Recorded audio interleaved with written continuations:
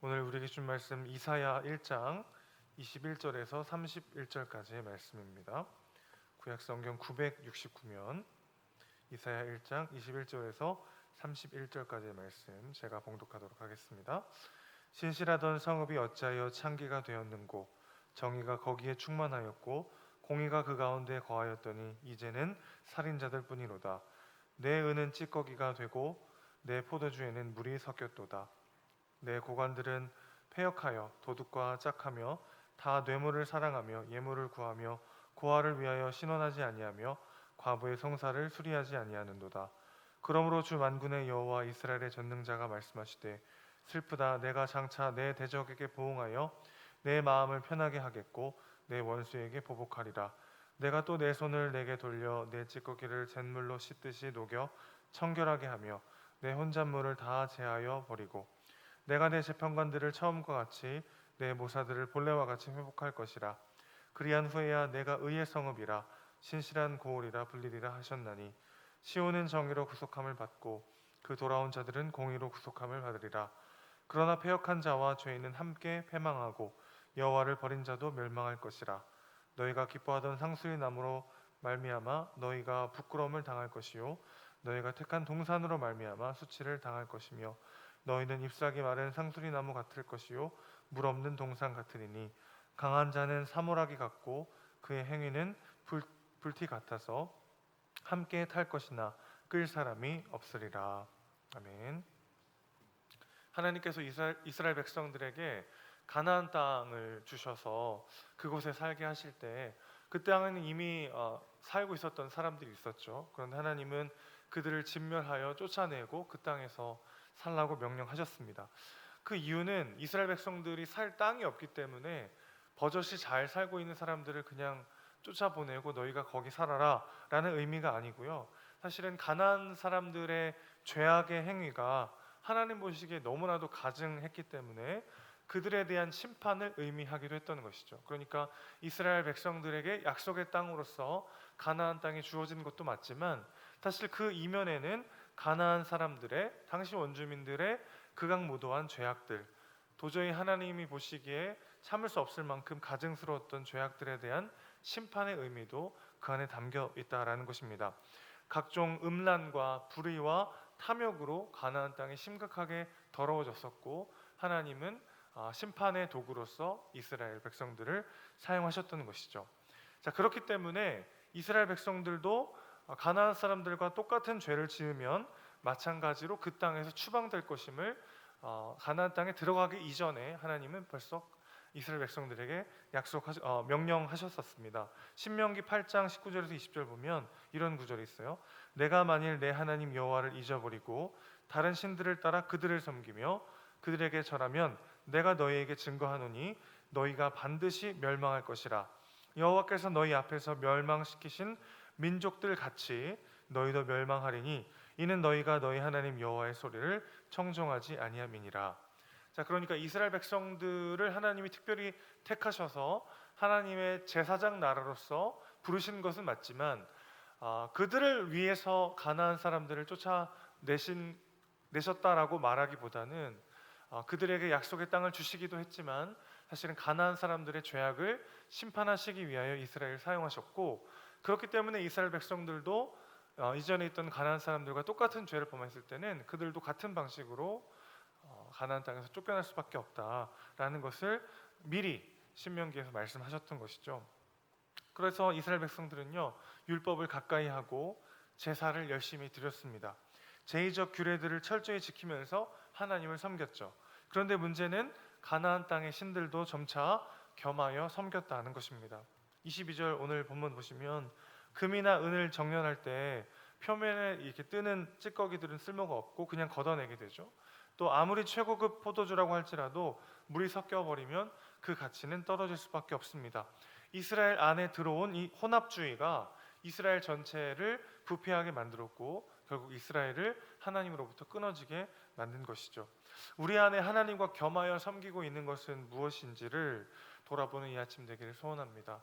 우리는 분명 하나님을 사랑하고 하나님을 믿고 하나님을 신뢰하는데, 그런데 분명 우리 안에 하나님의 주인 되심을 고백하면서도 여전히 어떤 영역에서는 내가 주인인 것처럼 하나님과 전혀 상관없는 삶을 살아가고 있는 영역이 우리 안에 존재한다는 것이죠. 바로 그 일종의 혼합주의가, 하나님도 섬기고 나도 내 삶의 주인 되어서 다른 것들을 추구하며 열망하며 살아가는 그 혼합주의가 사실은 우리로 하여금 하나님으로부터 아주 심각하게 멀어지게 만드는 독이 될 수 있다는 것입니다. 왜 그렇습니까? 우리는 분명 하나님을 섬기고 있다라고 착각하기 때문에, 그래서 내 안에 피어오르는 그런 불신앙적인 모습을 더욱더 간과하기가 쉽기 때문에 그렇습니다. 그래서 하나님은요, 하나님과 다른 것을 겸하여 섬기는 것을, 이스라엘 백성들의 이러한 혼합주의를 너희가 나를 버렸다라고 선언하십니다. 하나님은 우리가 하나님과 무언가를 겸하여 섬길 때 그것은 하나님을 버린 것이다 라고 말씀하시는 것이죠. 결코 나눌 수 없는 것들이 있습니다. 대표적인 것이 사랑이죠. 아내도 사랑하고 옆집 아가씨도 사랑한다. 이것은 사랑이 많은 것이 아니라 사랑이 없는 것이죠. 아내도 사랑하고 그 여인도 사랑하는 것이 아니라 아내를 버린 것입니다. 하나님도 마찬가지입니다. 하나님은요, 나눌 수 없어요. 하나님의 주인 되심은 하나님도 사랑하고 다른 것도 사랑할 수 없다는 것입니다. 복음은 참 단순합니다. 복음을 한마디로 요약하자면 그리스도의 죽으심과 부활이에요. 그러나 그 단순한 복음이 우리 안에 들어오면 마음이 굉장히 복잡해집니다. 왜냐하면 삶의 모든 영역 속에서 내 마음대로 할 것인가, 성령께서 인도하시는 대로 할 것인가에 대한 치열한 싸움이 시작되기 때문에 그렇습니다. 직장에서의 나의 태도나 사명감, 또 미래에 대한 문제, 자녀 양육, 부부 관계, 재정의 사용 등 우리가 경험하는 삶의 다양한 요소들 하나하나에 성령의 인도하심이 적용되기 시작하는 것이죠.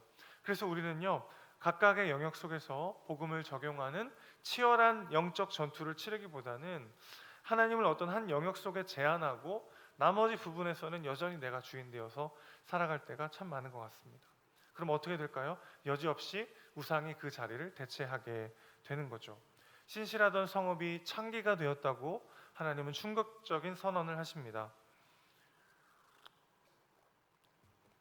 몸을 파는 여인이 돈 때문에 자신의 인격과 삶을 망가뜨리는 것처럼 과도하게 추구하는 무언가 때문에 자신의 전부를 바치면서 망가지고 있는 이스라엘에 대한 하나님의 진단인 것이죠. 우리는 하나님께 순종하거나 다른 모든 것에 지배당하거나 둘 중 하나의 삶을 살게 됩니다. 하나님을 경외하면 세상에 두려울 것이 없지만 하나님을 두려워하지 않으면 온갖 것들의 두려움을 느끼며 살아가게 되는 것이죠. 그래서 우상 숭배는 반드시 불의와 탐욕으로 이어지게 되어 있습니다. 이스라엘이 하나님을 버리자 어떤 일이 일어났습니까? 정의와 공의가 가득하던 시온성이 살인자들로 가득하게 되었다고 본문은 고발하고 있습니다. 본문에서 하나님은요, 힘있고 가진 자들이 약하고 못 가진 자들을 착취하는 불의와 탐욕이 가득한 이스라엘의 모습을 고발하고 계십니다. 이스라엘의 리더들은요, 고아와 과부로 대변되는 취약계층에 대한 착취를 서슴지 않았습니다. 공의와 정의는 사라지고 패역한 자들로 가득 차게 된 것이죠. 어떻게 이스라엘이 이렇게까지 망가질 수 있었을까요? 이스라엘의 사회적 불의와 탐욕을 고발하면서 하나님은 다시 한번 우상 숭배자들에 대한 심판을 선언하십니다. 29절에서 31절 보시면요, 하나님은 상수리 나무와 동산으로 대표되는 가나안의 바알 종교 숭배지와 우상 숭배자들을 마르고 타버릴 것임을 선포하고 계십니다. 하나님으로만 채울 수 있는 자리에 우상이 들어가 있으면 우리는 타는 목마름과 참을 수 없는 존재의 가벼움에 두려울 수밖에 없습니다. 그래서 우상 숭배는요, 반드시 불의와 탐욕으로 이어질 수밖에 없는 것이죠. 하나님의 말씀으로 그분의 은혜와 사랑으로 나를 채우지 않으면 끊임없이 다른 무언가로 나를 채우려고 하는데 거기에는 항상 만족이 없기 때문에 우리는 타인을 착취하고 빼앗아서라도 나를 채우려 하는 비참한 인생이 될 수밖에 없는 것입니다. 자, 그러니까 하나님과 겸하여 섬기기 시작하는 일종의 혼합주의가 우리를 심각하게 무너뜨릴 수 있고, 하나님을 대신하여 내가 채웠던 우상 숭배가 반드시 불의와 탐욕으로 이어질 수밖에 없다는 것을 본문은 고발하고 있는 것이죠. 여러분, 하나님과 겸하여 섬기고 있는, 내가 겉으로는 종교적 제의 의식은 충실하게 치르고 있고 하나님께 기도하고 하나님을 신뢰하며 살고 있는 영역이 있지만 여전히 내 안에 남아있는 혼합주의, 여전히 내 안에 남아있는 내가 주인 되어 살아가고 있는 영역은 무엇인지 돌아보는 이 아침 되기를 소원합니다. 우리는 결국 그것들 때문에 점점 더 하나님과 멀어질 수밖에 없는 위기에 처할 수 있게 된다는 것이죠. 하나님으로만 채울 수 있는 자리, 내가 고민하고 두려워하고 염려하고 있는 바로 그 영역에서도 하나님은 주인 되셔야 함을 믿음으로 고백하는 우리 모두가 되기를 소원합니다. 그렇게 소망 없어 보이는 이스라엘, 심판하시는 하나님, 그러나 심판이 끝이 아니라 하나님은 반드시 심판하시나 구원하신다는 것을 다시 한번 강조하십니다. 27절 말씀 다시 한번 함께 읽어볼까요? 27절입니다. 시작. 시온은 정의로 구속함을 받고 그 돌아온 자들은 공의로 구속함을 받으리라. 이사야 자신도 이 약속이 참 요원하게 느껴졌을 것 같습니다. 북이스라엘은 멸망하고 남유다도 회복의 가능성이 점점 희박해지는 이 상황 속에서 하나님은 어떻게 이 민족에게 반전의 회복을 선사하실 것인가, 이사야도 다 온전히 다 이해할 수는 없었을 거예요. 그러나 하나님의 구속사의 역사를 우리는 알고 있죠. 이 문제의 해답은 오실 예수님이셨습니다. 예수 그리스도의 죽으심과 부활로 인해 이스라엘은 온전히 회복되었고 다윗의 왕위는 영원토록 굳건해졌죠. 이사야 시대의 문제의 해답이 오실 예수님이었다면 우리에게는 다시 오실 예수님이 우리 모든 문제의 해답인 줄로 믿습니다. 오늘 우리가 염려하고 두려워하고 있는 바로 그 영역에도 우리를 위하여 죽으시고 부활하신 예수 그리스도의 은혜와 사랑이 부어져야 하고, 바로 그 관점에서 그 문제를 바라볼 때 하나님의 주인 되심이 회복되고, 그러면 바로 그 영역 속에서도 여전히 신실하게 일하고 계시는 하나님을 믿음의 눈으로 바라보며 오늘 하루를 살아낼 수 있는 새 힘을 얻게 될 줄로 믿습니다. 오늘 내가 두려워하고 있는, 내가 염려하고 있는 바로 그 영역에도 하나님의 은혜가 필요하고 하나님의 주인 되심이 회복되어야 함을 기억하고 담대히 주님께 나아가는 우리 모두가 되기를 소원합니다. 우리는 과정을 모르지만 결과를 알고 있습니다. 우리 삶에 내일, 1년 뒤에, 10년 뒤에 내 삶에 어떤 일이 벌어질지 우리는 아무도 알 수 없어요. 우리 삶의 과정은 알지 못하지만, 그리고 하나님께서 우리를 어떤 방법으로 인도하실지 알 수 없지만 우리는 결과를 알고 있습니다. 우리에게는 영원한 하나님의 나라가 우리의 본향이고 종착지고 우리 삶의 결론이라는 것이죠. 방법과 과정은 알 수 없지만 그 가운데 신실하게 하나님께서 우리를 붙잡고 계시다는 것, 그리고 하나님께서 우리의 삶이 무너지고 깨지고 절망 속으로 나아가는 것 같은 바로 그 순간에도 우리의 삶을 붙잡고 계시고 마침내 완전한 하나님의 자녀로 완성시키실 것이라는 것을 우리는 믿음의 눈으로 바라보며 오늘 하루 주님 주시는 위로와 새 힘을 얻으시는 우리 모두가 되시기를 소원합니다. 세상을 보면 소망이 없죠. 날마다 참 쉽지 않은 일들이 벌어지고 희망을 노래하기가 참 어려운 이 시기이기도 합니다.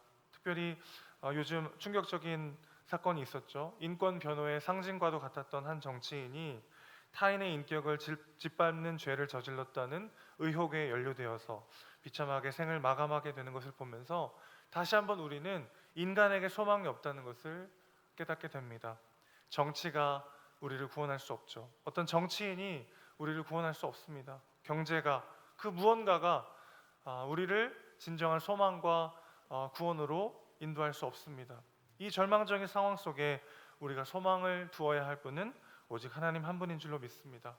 과정을 알 수 없지만요, 더 상황은 악해지는 것 같고 교회가 더 핍박과 위기 가운데 빠져드는 것 같은 이 현실 속에서도 우리는 과정과 방법은 알 수 없지만 마지막을 확정하신 하나님을 바라보면서 반드시 구원하실 것이고 반드시 회복하실 것이라 약속하신 하나님의 말씀을 붙잡고 오늘 하루를 살아내는 우리 모두가 되길 소원합니다. 심판하시나 구원하시는 하나님을 경험하는 우리 모두가 되시기를 주님의 이름으로 축원합니다. 아멘. 기도하겠습니다.